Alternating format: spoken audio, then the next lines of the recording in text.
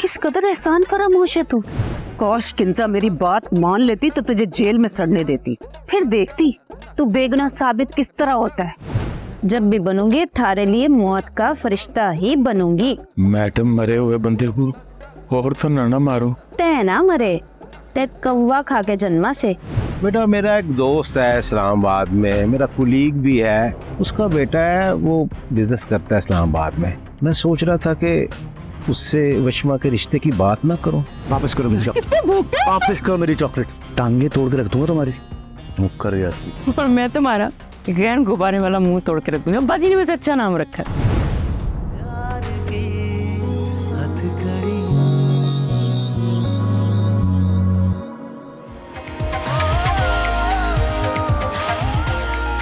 देखिए drama serial प्यार की हथकड़ियाँ हर पीर की रात 8 बजे सिर्फ सब टीवी पर।